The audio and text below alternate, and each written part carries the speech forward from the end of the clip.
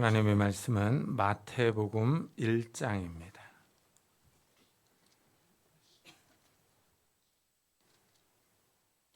마태복음 1장 22절, 23절 두 절만 보도록 하겠습니다.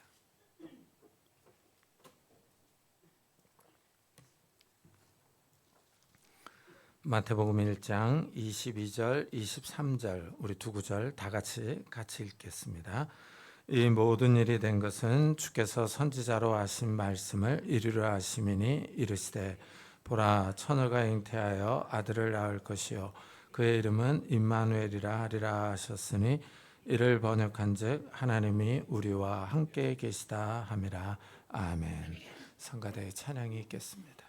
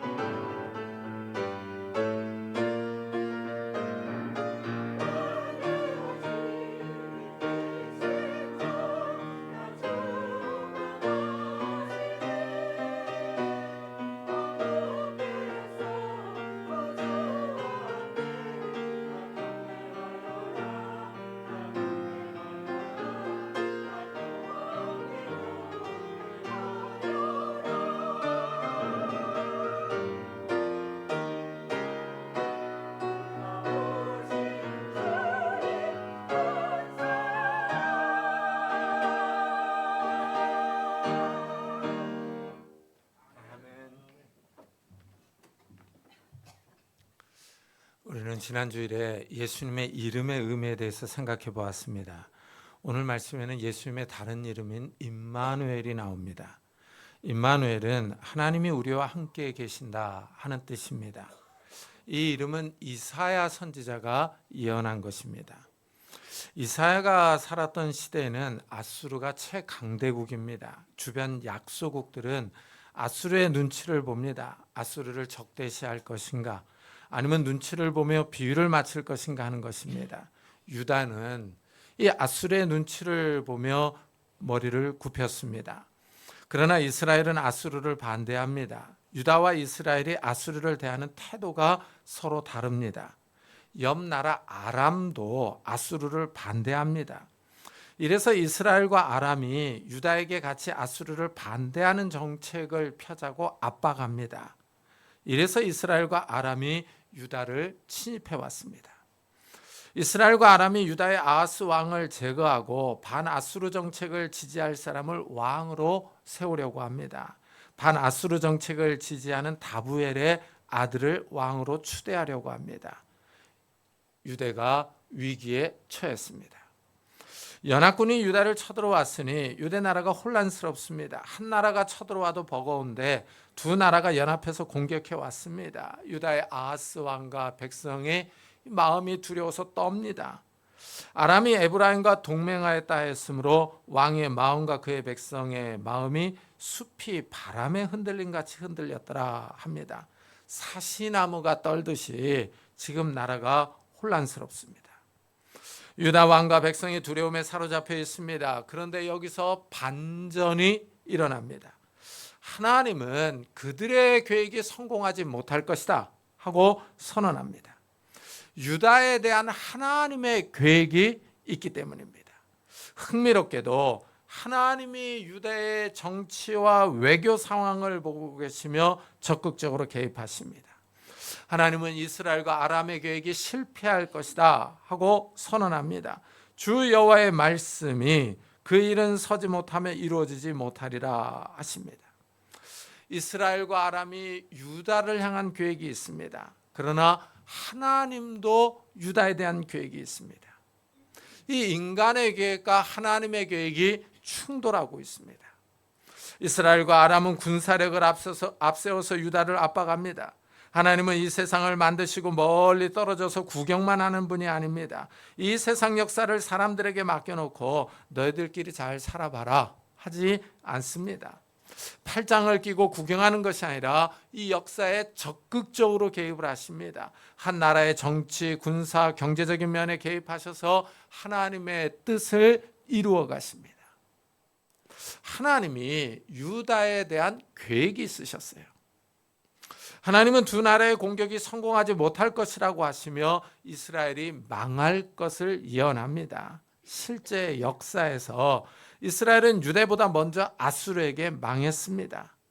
이 말씀을 하시면서 유다에게는 믿음을 요구합니다. 만일 너희가 굳게 믿지 아니하면 너희는 굳게 서지 못하리라. 유다가 믿지 않으면 굳게 설 수 없다고 하십니다. 하나님은 예언의 말씀을 믿으라고 합니다. 이 말씀이 상당히 인상적입니다. 유다는 지금 연합군의 공격을 받아 혼란스럽습니다. 나라가 위기에 처해 있습니다. 이때 하나님은 말씀을 주시면서 믿으라고 합니다. 군사력을 보내주시는 것이 아니라 말씀을 줍니다. 하나님은 눈에 보이는 군대를 보내주지 않고 눈으로 확인할 수 없는 말씀을 주셨습니다. 그리고 믿음을 요구하십니다. 여기에 우리가 좀 주목해야 합니다.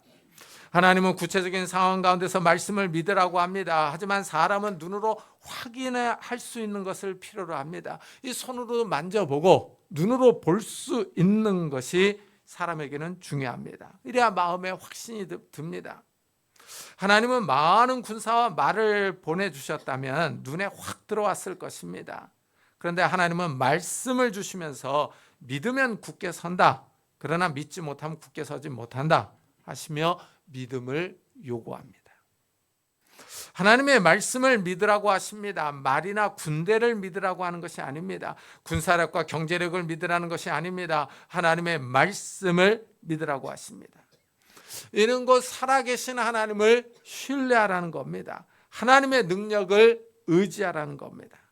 이런 하나님의 모습은 이사야 선지자 때나 오늘날이나 똑같습니다.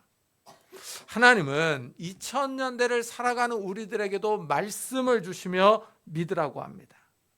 어떻습니까? 우리 성도님들은 삶 속에서 하나님의 말씀을 신뢰하고 계십니까? 하나님의 능력보다는 눈에 보이는 금이나 보석, 아파트나 주식이나 채권을 더 의지하고 계시지는 않습니까? 눈에 보이는 물질이 안정감을 주는 것은 사실입니다. 돈이 많으면 마음이 평안합니다. 그러나 문제는 이 돈이 영원하지 않다는 사실입니다. 물질이 모든 상황을 통제해 주지는 않습니다. 물질이 도움이 되는 것은 사실이지만 만능은 아닙니다. 전쟁이나 자연재해가 일어나면 돈도 그렇게 큰 도움이 되지는 않습니다. 무엇보다도 돈은 죽음 앞에서 큰 도움이 되지 않습니다. 그러나 살아계신 하나님은 어떤 상황에서 언제든지 도움이 되십니다.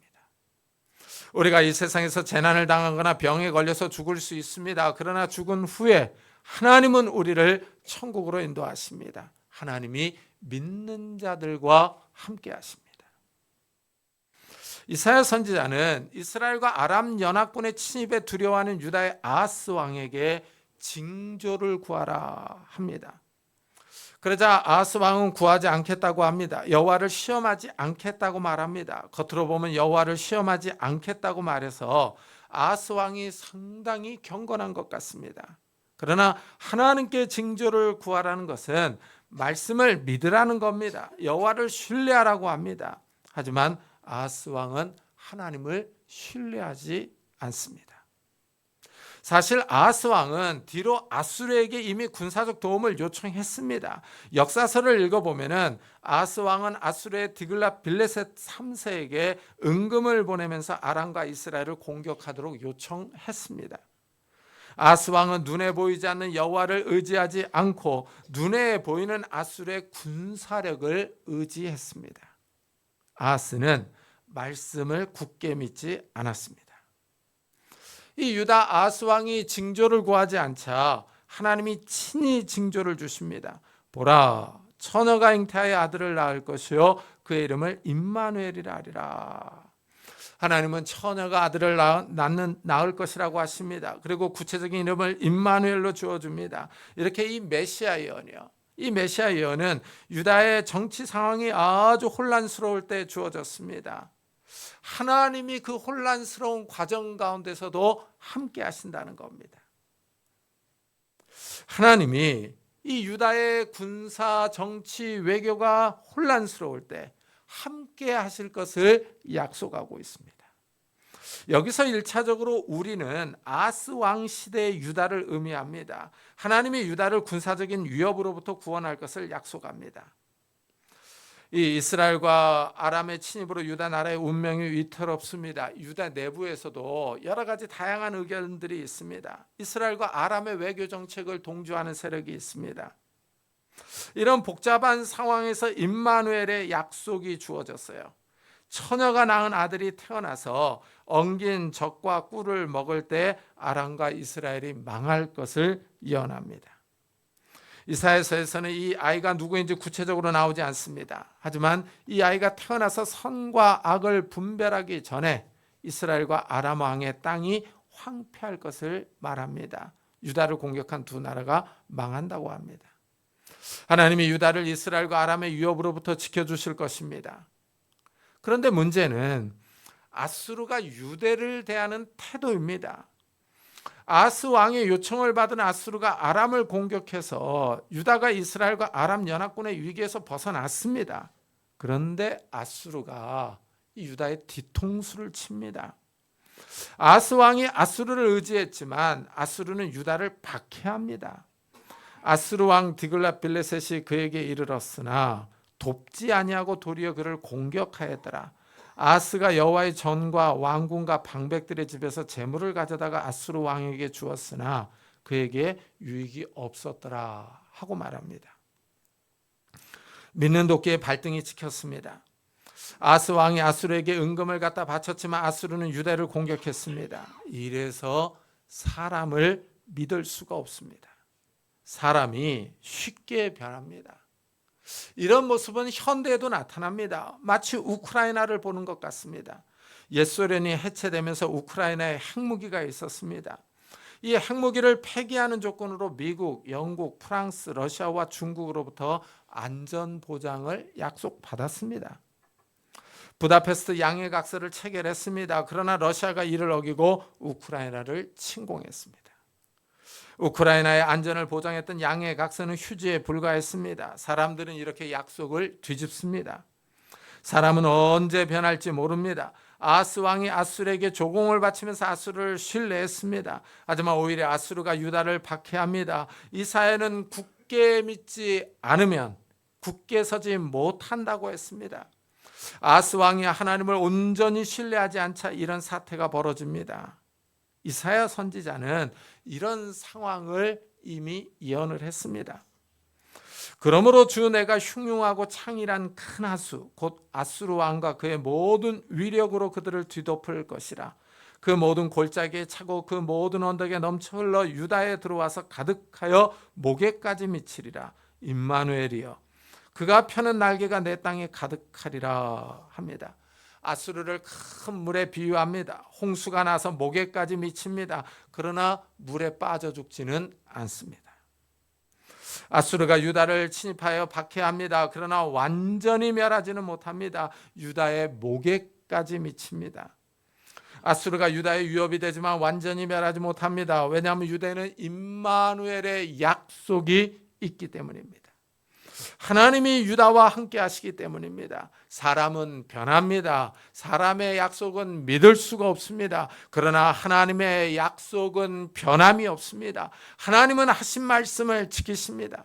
하나님은 유다와 함께 하신다는 약속을 지켰습니다. 유다의 아하스 왕이 온전히 믿지 않았습니다. 그래서 아수르가 목에까지 위협하는 상황에 이르렀습니다. 아하스는 하나님 앞에서 신실하지 못했습니다. 그러나 하나님은 유다 나라에 신실하셨습니다. 유다와 하나님의 모습이 대조를 이룹니다. 아하스 왕이 하나님의 약속을 굳게 믿었다면 유다의 상황은 달라졌을 겁니다. 유다는 이스라엘과 아람 연합군의 침입을 받았습니다. 이때 하나님이 임마누엘의 약속을 주셨습니다. 하나님이 연합군의 침입에서 유다를 보호해 주셨습니다. 다시 유다는 아수르의 위협을 받았지만 하나님은 임마누엘의 약속을 잊지 않았습니다. 유다는 그 위기를 벗어납니다. 하나님이 함께 하셨기 때문입니다. 이사야 선지자는 이렇게 말합니다. 너희는 함께 계획하라. 그러나 끝내 이루지 못하리라. 말을 해보아라. 끝내 시행되지 못하리라. 이는 하나님이 우리와 함께 계심이니라 하고 예언합니다. 여기서 하나님이 우리와 함께 계심이니라 이 말이 바로 임마누엘입니다. 이방 나라들이 유다를 향한 계획이 있습니다. 그러나 하나님도 계획이 있습니다. 하나님의 계획과 이방 나라의 계획이 충돌합니다. 그러나 하나님이 유다와 함께 하십니다. 이것이 임마누엘의 약속입니다. 비록 유다 아하스 왕의 믿음이 충만하지 못했지만 그래도 하나님은 유다를 보호해 주십니다. 망하지 않게 해 주십니다. 하나님은 임마누엘의 약속을 끝까지 지키십니다. 하나님의 백성을 보호하십니다. 이스라엘 시대의 임마누엘의 약속은 혼란스러운 국가 상황에서 이루어졌습니다. 이스라엘과 아람이 유다를 쳐들어왔지만 나라는 망하지 않았습니다. 아수르가 유다를 침략하여 괴롭혔지만 유다는 망하지 않았습니다. 유다는 하나님을 굳게 신뢰하지 않았습니다. 그러나 하나님이 유다를 지키십니다. 이 임마누엘의 약속이요. 이 임마누엘의 약속은 신약 시대에 이르러서 완전히 이루어집니다. 마태가 이 임마누엘의 약속을 인용하여 예수님의 탄생에 적용합니다. 이때 유다는 로마의 지배를 받는 식민지 나라였습니다. 이때 갈릴리 나사렛에서 사는 요셉과 마리아가 약혼했습니다. 아직 정식으로 결혼식을 올리지 않았습니다. 그런데 이상하게 마리아의 배가 점점 불러옵니다. 요셉은 마리아가 외도했다고 의심하고 파혼하려고 합니다. 이때 천사가 나타나서 마리아의 순결을 증명해 줍니다. 성령의 능력으로 마리아가 임신했다고 설명합니다. 천사는 요셉에게 마리아를 데려오는 것을 두려워하지 말라 하고 말합니다. 그러면서 태어날 아이의 이름을 예수로 지어줍니다. 아들을 낳으리니 이름을 예수라 하라. 이는 그가 자기 백성을 그들의 죄에서 구원할 자이심이라. 신기하고 놀라운 일이 벌어졌습니다. 처녀가 아들을 낳을 것이라고 말하기 때문입니다. 이 일이 일어난 것은 이사야가 예언한 것이라고 설명해 줍니다. 이 모든 일이 된 것은 주께서 선지자로 하신 말씀을 이루려 하심이니 이르시되 보라 처녀가 잉태하여 아들을 낳을 것이요 그의 이름은 임마누엘이라 하리라 하셨으니 이를 번역한즉 하나님이 우리와 함께 계시다 함이라. 이 마리아가 아들을 낳는 일이요, 이거는 그냥 우연히 되어진 일이 아닙니다. 하나님의 오랜 계획 속에 있었던 일입니다. 하나님이 이사야 선지자에게 말한 말씀이 마리아에게 성취된 겁니다. 하나님은 마리아를 통해 하나님의 아들을 이 땅에 보내실 계획을 세웠습니다. 하나님의 아들을 통해 믿는 자들을 구원하실 계획입니다. 이 구원 계획은 예수님이 태어나기도 전부터 세워졌던 겁니다. 이 이사야 선지자는 예수님이 오시기 전 약 750년 전 사람입니다. 신기하게 이사야 선지자는 약 750년 후에 예수님이 태어날 것을 예언했습니다. 사람은 10년 후도 알기 어려운데 몇백 년 후의 일을 미리 말했습니다. 그런데 더 신기한 사실은 예수님이 이 땅에 오실 계획은 창세 전부터 세워졌다고 말합니다. 바울은 에베소서에서 창세 전에 그리스도 안에서 우리를 택하사 하고 말합니다. 이 세상이 만들어지기도 전에 하나님이 예수 그리스도를 보내실 계획을 세웠습니다. 예수 그리스도 안에서 성도들을 미리 선택해 놓았습니다. 믿기 어려운 일입니다. 인간의 머리로는 상상할 수 없는 일입니다. 이래서 성경 말씀이 신비롭습니다.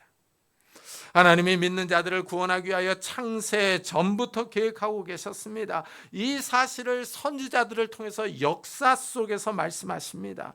이사야 선지자를 통해서 약 750년 전에 예수님이 처녀 마리아에게서 태어나실 것을 미리 말했습니다. 때가 되자 마리아를 통해서 하나님은 하나밖에 없는 아들을 보내셨습니다. 하나님의 아들이 처녀 마리아를 통해서 이 땅에 오셨습니다. 하나님의 예언이 실제 역사에서 성취된 겁니다.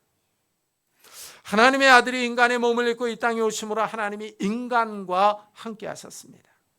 이사야 시대에는 이스라엘과 아람 그리고 아수르의 침입에서 유다를 보호해 주셨습니다. 군사적인 보호를 통해서 하나님의 함께 하심이 유다에 나타났습니다. 그런데 이번에는 하나님의 아들이 직접 인간의 몸을 입고 이 땅에 오셨어요. 성자 하나님이 인간의 몸을 입고 이 땅에 오셔서 인간과 함께 생활하셨습니다. 제자들과 함께 이스라엘 전역을 다니시며 하나님 나라의 복음을 전하셨습니다. 하나님 나라가 어떤 곳인지를 말씀을 통해 알려주셨습니다. 사실 사람은 하나님 나라를 알 수가 없습니다. 그런데 하늘에서 예수님이 이 땅에 오셔서 하나님 나라를 알려주십니다.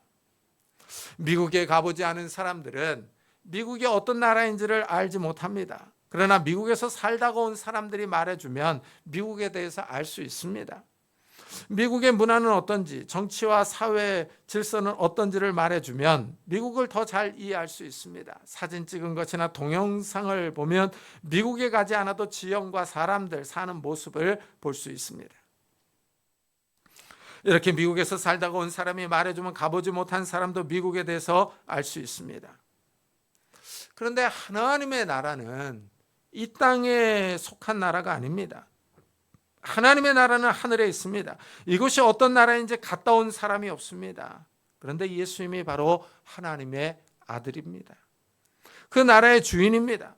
하나님의 아들이 이 땅에 와서 하나님 나라를 알려주셨습니다. 이래서 예수님은 처음부터 때가 찼고 하나님 나라가 가까이 왔으니 회개하고 복음을 믿으라 하고 선포하셨습니다. 하나님의 나라가 가까이 왔다고 합니다. 하나님의 아들이 인간의 몸을 입고 이 땅에 오셨기 때문입니다. 하나님 나라의 주인이 육신을 입고 세상에 왔습니다. 하나님의 나라가 가까이 왔습니다. 임마누엘은 하나님이 우리와 함께 계신다는 뜻입니다. 하나님이 인간과 함께 하시기를 원하십니다. 그런데 이제 문제는 여기서 우리가 누구냐는 겁니다. 하나님이 우리와 함께 하신다고 하는데 이 도대체 우리가 누구냐는 거죠. 마태는 예수님이 자기 백성을 그들의 죄에서 구원할 자라고 하셨습니다. 예수님은 하나님의 백성을 구원하러 오셨습니다. 하나님의 백성은 죄를 회개하는 사람들입니다. 이래서 예수님이 회개하고 복음을 믿으라고 하셨습니다. 복음은 좋은 소식입니다. 하나님의 아들에 관한 소식입니다. 예수님은 다윗의 후손으로 오셔서 십자가에서 죽고 3일에 부활하셨습니다. 사망 권세를 깨고 다시 살아나셔서 하늘로 올라가셨어요. 이 예수님에 관한 소식이 복음입니다. 회개하고 복음을 믿으라 합니다. 자기 죄를 회개하고 복음을 믿는 사람들이 하나님 나라에 들어갑니다. 하나님이 그 사람들과 함께 하십니다. 창조주께서 사람들과 함께 하시는 거예요. 이들이 바로 우리입니다. 그런데 이 복음이 예루살렘과 유다에만 국한된 것이 아닙니다. 복음이 예루살렘을 넘어서 사마리아와 땅끝까지 퍼져나갑니다. 이 점에 우리가 주목해야 합니다. 신기하게 복음이 전 세계로 전파됩니다. 지도를 펴놓고 보십시오. 이스라엘에서 보면 우리나라는 땅 끝에 있습니다. 신기하게 복음이 한반도, 이 땅 끝까지 왔습니다. 한반도에 사는 우리가 복음을 받아들였어요. 복음이 전파되면서 하나님이 우리와 함께 하신다는 약속이 믿는 자들에게 이루어집니다. 회개하고 복음을 받아들이는 사람들이 하나님을 압니다. 창조주 하나님이 믿는 사람들과 함께 하십니다. 현대의 성도들은 더 이상 예수님을 육신으로 함께하지 않습니다. 부활하신 예수님이 하늘로 올라가셨기 때문입니다. 그러나 하나님의 복음이 선포됩니다. 말씀이 세상에 있습니다. 이 점이 흥미롭습니다. 이래서 사도 요한은 말씀이 육신이 되어 우리 가운데 거하심에 우리가 그의 영광을 보니 아버지의 독생자의 영광이요 은혜와 진리가 충만하더라 하고 말한 겁니다. 이 말씀이 예수님의 다른 이름입니다. 그런데 이 말씀이 하나님이라고 합니다. 여기에 의미가 있습니다. 하나님의 말씀이 하나님 자신을 드러내기 때문입니다. 하나님이 하신 말씀이 곧 하나님입니다. 이 말은 하나님의 말씀에 거짓이나 과장이 없다는 의미가 담겨 있습니다. 하나님은 거짓말을 하거나 과장하지 않습니다. 말씀에 진실함이 있습니다. 이래서 말씀 자체가 하나님과 동일시되고 있습니다. 하나님이 하신 말씀에는 거짓말이 하나도 없습니다. 사람들은 거짓말하고 속이기도 합니다. 위기를 모면하기 위해서 없는 말도 지어냅니다. 과장하기도 하고 포장하기도 합니다. 하지만 하나님은 이런 말을 하지 않습니다. 이래서 말씀이 육신이 되었는데 그 안에 은혜와 진리가 충만하다 하고 말합니다. 은혜는 받을 자격이 없는 사람에게 주어지는 하나님의 은혜와 호의입니다. 하나님의 은총을 베푸십니다. 진리는 거짓이 없는 참입니다. 하나님의 말씀에 거짓이 있습니다. 이래서 하나님은 자신을 말씀으로 나타내십니다. 이스라엘이 시내산에 있을 때 하나님의 임재를 보았습니다. 그때 이스라엘은 하나님의 모습을 보지 못하고 불 가운데에서 나오는 음성을 들었습니다. 하나님이 말씀으로 나타나신 겁니다. 무엇보다도 이 말씀이 살아있습니다. 하나님은 말씀하신 것을 꼭 지킵니다. 하나님이 이사야를 통하여 임마누엘의 약속을 하셨습니다. 그 약속이 약 750년이 지나서 마리아에게 이루어진 겁니다. 예수님이 처녀 마리아를 통해서 인간의 몸을 입고 이 땅에 오셨습니다. 하나님께서 그 약속을 기억하고 계셨으며 역사 속에서 성취하셨습니다. 이렇게 하나님은 자신의 말을 소중하게 여깁니다. 잊지 않고 계십니다. 몇백 년이 지났지만 하나님은 때가 되자 정확하게 성취합니다. 성자 하나님이 인간 가운데 오셔서 함께 하셨습니다. 역사 속에서 하나님의 백성을 부르러 오셨습니다. 인류의 죄를 지고 십자가를 지시고 부활하심으로 하나님의 백성을 부르시는 구원을 완성하셨습니다. 부활하신 예수님이 다시 하늘로 돌아가셨습니다. 이 땅에 육신으로 더 이상 함께하지 않습니다. 그렇다면 이제 2000년대를 살아가는 우리와는 어떻게 함께 하시느냐 하는 구체적인 질문이 생깁니다. 육신을 입고 이 땅에 계시지 않는데 어떻게 우리와 함께 하느냐 하는 겁니다. 이 질문에 대해서 요한은 주의 계명을 지키는 자는 주 안에 거하고 주는 그의 안에 거하시나니 우리에게 주신 성령으로 말미암아 그가 우리 안에 거하시는 줄을 우리가 아느니라 하고 설명합니다. 사도 요한은 예수님과 함께하는 방법을 알려줍니다. 하나님의 계명을 지키는 사람이 예수님과 함께합니다. 말씀을 따라 살아가는 사람이 주 안에 거합니다. 또한 주님께서 그 사람 안에 거합니다. 여기에 우리가 주목해야 합니다. 예수님과 성도들 사이에 신비로운 연합이 일어납니다. 말씀을 따라 살아가는 사람이 예수님과 하나 됩니다. 예수님과 연합하여 동행합니다. 하나님이 우리와 함께 하시는 임마누엘의 약속이 이루어집니다. 이래서 하나님의 말씀을 영이라고 합니다. 살리는 것은 영이니 육은 무익하니라. 내가 너에게 이른 말은 영이요 생명이니 하셨습니다. 예수님이 들려주신 말씀이 영입니다. 그 안에 생명이 있습니다. 이래서 말씀이 살아 있습니다. 말씀이 사람의 영혼을 깨우며 살립니다. 말씀이 영혼의 생명을 줍니다. 말씀을 가까이 하는 사람이 세속화되지 않고 영적으로 깨어 있습니다. 말씀을 가까이 하는 사람이 영적으로 무감각하지 않고 살아 있습니다. 하나님의 말씀이 살아 역사하기 때문입니다. 이래서 사도 바울은 말씀을 성령과 동일시합니다. 하나님의 전신갑주를 입으라고 말합니다. 군인이 완전 무장을 하듯이 성도들에게 완전 무장을 하라고 권합니다. 이때 공격용 무기를 성령의 검으로 제시합니다. 성령의 검이 하나님의 말씀이라고 설명해 줍니다. 성령의 날카로운 검이 바로 하나님의 말씀입니다. 이래서 말씀을 따라 살아가는 사람들이 성령 하나님의 인도를 받는 거예요. 성령 하나님께서 그 사람과 함께 하십니다. 성령 하나님께서 그 사람의 갈 길을 인도하시며 지시하십니다. 성령 하나님께서 그 사람과 함께 합니다. 임마누엘의 약속이 현대의 성도들에게 이루어지는 구체적인 방법입니다. 성령 하나님께서 성도들과 함께 하십니다. 성령 하나님께서 성도들이 천국에 갈 때까지 떠나지 않습니다.